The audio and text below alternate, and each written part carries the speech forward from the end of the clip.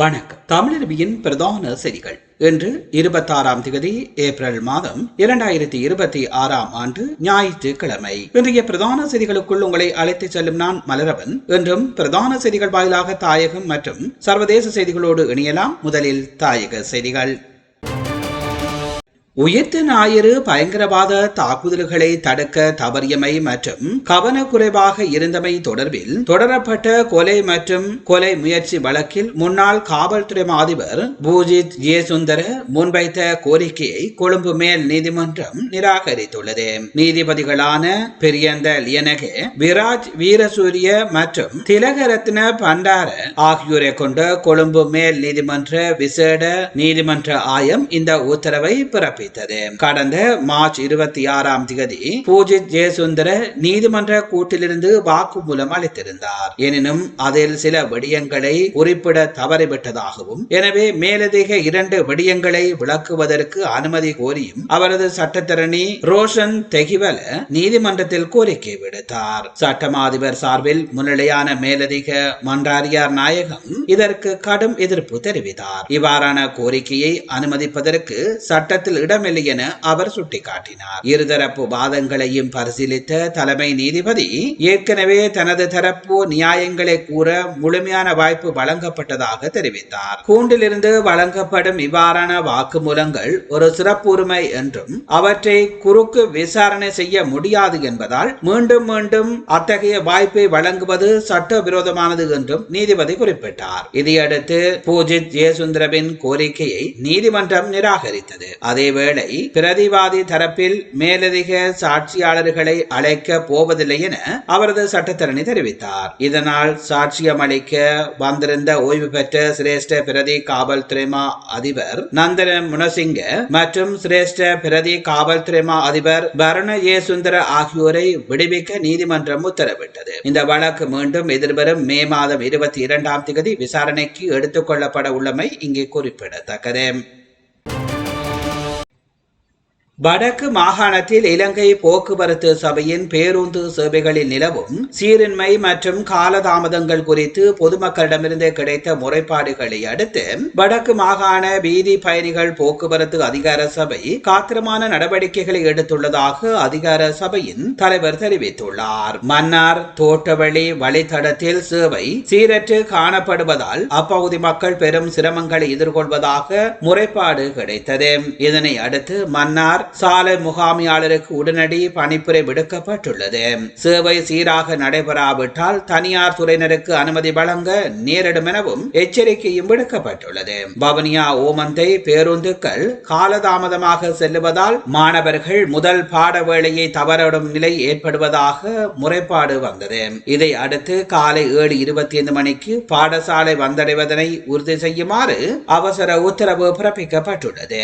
குப்லான் யாழ்ப்பாண பேருந்து சேவையில் ஏழாலை மேற்கு மக்கள் முன்வைத்த கோரிக்கைகளும் கவனத்தில் கொள்ளப்பட்டு உரிய நடவடிக்கை எடுக்கப்பட்டுள்ளன. போக்குவரத்து சேவை தொடர்பான முறைப்பாடுகளை பொதுமக்கள் அதிகார சபையின் கவனத்திற்கு கொண்டு வரலாம் என தலைவர் தெரிவித்துள்ளமை இங்கே குறிப்பிடத்தக்கது. வடக்கு மாகாணத்தில் முன்னெடுக்கப்பட்டு வரும் அபிவிருத்தி திட்டங்கள் மற்றும் எதிர்காலத்தில் செயல்படுத்தப்படவுள்ள புதிய திட்டங்கள் தொடர்பாக நிதி மற்றும் திட்டமிடல் பிரதி அமைச்சர் கலாநிதி அனில் ஜெயந்த பனாண்டவுடன் வடக்கு மாகாண ஆளுநர் நாவண்ணா வேதநாயகன் விரிவான கலந்துரையாடலை மேற்கொண்டார். இந்த விசேட சந்திப்பு நேற்றைய தினம் இடம்பெற்றுள்ளது. இந்த சந்திப்பில் போரால் பாதிக்கப்பட்ட வடக்கு மாகாணத்தில் இன்னமும் உட்கட்டமைப்பு தேவைகள் அதிகமாக இருப்பதை ஆளுநர் சுட்டிக்காட்டினார். குறிப்பாக பன்னி பகுதிகளில் உள்ள கிராமங்களை இணைக்கும் சாலைகள் மோசமான நிலையில் இருப்பதால் அவற்றை விரைவாக புனரமைக்க கூடுதல் நிதி அவசியம் என வலியுறுத்தினார். மேலும் கொழும்பு யாழ்ப்பாணம் இடையிலான பயண நேரத்தை குறைக்கும் நோக்கில் அதிவேக நெடுஞ்சாலை திட்டங்கள் மற்றும் மாற்று போக்குவரத்து தீர்வுகள் குறித்தும் விரிவாக ஆலோசிக்கப்பட்டது. அதேவேளை அண்மைய டீட்வா பேரிடர் பாதிப்புகளுக்கான மீள்கட்டுமான பணிகளுக்கு வழங்கப்பட்ட நிதியை தாமதம் பயன்படுத்தி திட்டங்களை இந்த ஆண்டுக்குள் நிறைவு செய்ய வேண்டும் என பிரதி அமைச்சர் வலியுறுத்தினார். இந்த கலந்துரையாடலில் யாழ்ப்பாண மாவட்ட நாடாளுமன்ற உறுப்பினர் க இளங்குமரன் உள்ளிட்ட பலரும் கலந்து கொண்டதாக தெரிவிக்கப்படுகின்றது. ஆட்பதிவு திணைக்களத்தின் பெயரை பயன்படுத்தி நடைபெற்று வரும் பாரிய நிதி மோசடிகள் மற்றும் தனிப்பட்ட தகவல் திருட்டு தொடர்பாக பொதுமக்கள் மிகுந்த அவதானத்துடன் இருக்குமாறு திணைக்களம் எச்சரிக்கை விடுத்துள்ளது. திணைக்களத்தின் துரித தொலைபேசி இலக்கத்தை ஒத்த எண்களை பயன்படுத்தி மூன்றாம் தரப்பினரால் மோசடிகள் நடைபெறுவதாக தெரிவிக்கப்பட்டுள்ளது. குறிப்பாக 0915126 074275609 ஆகிய எண்கள் மூலம் பொதுமக்களை தொடர்பு கொண்டு தகவல்கள் சேகரிக்கும் நடவடிக்கைகள் கண்டறியப்பட்டுள்ளன.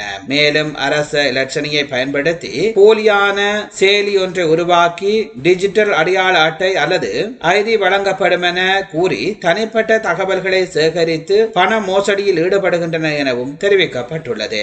இதற்கு மேலாக திணைக்களத்தின் அதிகாரப்பூர்வ இணையதளத்தை போல காணப்படும் போலி இணையதள முகவரி மூலம் தகவல்கள் பெறப்படுவதாகவும் எச்சரிக்கப்பட்டுள்ளது.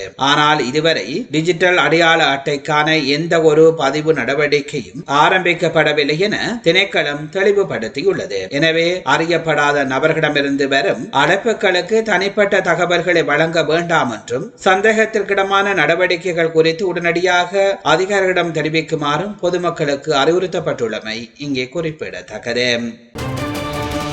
நீங்கள் பார்த்துக் கொண்டிருப்பது தமிழருவியின் பிரதான செய்திகள் வாயிலாக தாயக செய்திகள். இனி தொடர்ந்து இடம்பெறுபவை சர்வதேச செய்திகள்.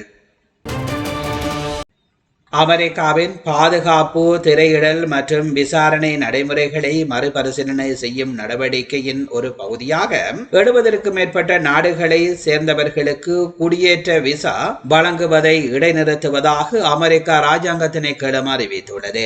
கடந்த ஜனவரி 21 முதல் நடைமுறைக்கு வந்துள்ள இந்த அதிரடி நடவடிக்கை அமெரிக்காவுக்கு வரும் குடியேற்றவாசிகள் நிதி ரீதியாக தற்சார்பு கொண்டவர்களாக இருக்க வேண்டும் என்றும் அவர்கள் அந்த நாட்டிற்கு ஒரு பொது சுமையாக இருக்கக்கூடாது என்றும் ஜனாதிபதி டொனால்ட் ட்ரம்ப் விடுத்துள்ள உத்தரவினை தொடர்ந்து எடுக்கப்பட்டுள்ளது. இந்த பட்டியலில் உள்ள நாடுகளை சேர்ந்த விண்ணப்பதாரர்கள் தொடர்ந்தும் விண்ணப்பங்களை சமர்ப்பிக்கலாம் மற்றும் நேர்முக தேர்வுகளில் கலந்து கொள்ளலாம் என்ற போதிலும் ஆய்வு நடைமுறைகள் முடியும் வரை அவர்களுக்கான விசாக்கள் வழங்கப்பட மாட்டாது எனவும் தெரிவிக்கப்பட்டுள்ளது. அமெரிக்கா மற்றும் இஸ்ரேலுடனான போர் காரணமாக கடந்த 2 மாதங்களாக நிறுத்தப்பட்டிருந்த ஈரானிய வர்த்தக ரீதியான விமான சேவைகள் மீண்டும் ஆரம்பிக்கப்பட்டுள்ளன. தெஹ்ரானின் சர்வதேச விமான நிலையத்திலிருந்து ஓமன், சவுதி அரேபியா ஆகிய நாடுகளுக்கான விமான சேவைகள் மீண்டும் தொடங்கப்பட்டுள்ளதாக அந்த நாட்டின் அரசு தொலைக்காட்சி செய்தி வெளியிட்டுள்ளது. போர் நிறுத்தம் அறிவிக்கப்பட்டதை தொடர்ந்து இந்த மாத தொடக்கத்தில் ஈரானின் வான்வெளி பகுதி அளவில் திறக்கப்பட்டிருந்த நிலையில் தற்போது முழுமையான வர்த்தக சேவைகள் வழமைக்கு திரும்பியுள்ளன. ஈரானான அமைதி பேச்சுவார்த்தைகளை மேற்கொள்ள அமெரிக்கா பிரதி குழுவினர் பாகிஸ்தான் தலைநகர் இஸ்லாமாபாத்திற்கு செல்வதாக தெரிவிக்கப்பட்டுள்ளது. பாகிஸ்தான் தலைமையில் நடைபெறும் 2ஆம் கட்ட அமைதி பேச்சுவார்த்தையில் பங்கேற்க ஈரானிய வெளியுறவுத்துறை அமைச்சர் பாகிஸ்தான் நாட்டின் தலைநகருக்கு சென்றுள்ளார். இதனைத் தொடர்ந்து அமெரிக்க அதிகாரிகள் பாகிஸ்தான் சென்று ஈரானிய அதிகாரிகளுடன் நேரடி பேச்சுவார்த்தையில் ஈடுபடுவார்கள் என அமெரிக்கா ஜனாதிபதியின் வெள்ளை மாளிகை தரப்பில் தெரிவிக்கப்பட்டுள்ளது. நீங்கள் பார்த்துக் கொண்டிருப்பது தமிழருவியின் பிரதான செய்திகள் வாயிலாக தாயகம் மற்றும் சர்வதேச செய்திகள். தாயகம் மற்றும் சர்வதேச செய்திகள் இத்துடன் நிறைவு பெறுகின்றன. செய்திகள் தொடர்பான உங்கள் அன்பான கருத்துக்களை கீழே பதிவு செய்யுங்கள். அத்தோடு எமது சேனலை உங்கள் உறவுகள் நண்பர்களுக்கும் தெரியப்படுத்துமாறு அன்பாக கேட்டுக்கொள்வதோடு தமிழருவியோடு இணைந்திருந்த அத்தனை நேயர்களுக்கு மீண்டும் நன்றிகளை தெரிவித்துக் கொண்டு மீண்டும் இன்னும் ஒரு பிரதான செய்திகள் வாயிலாக உங்களை சந்திக்கின்றேன். அதுவரையில் நன்றி, வணக்கம்.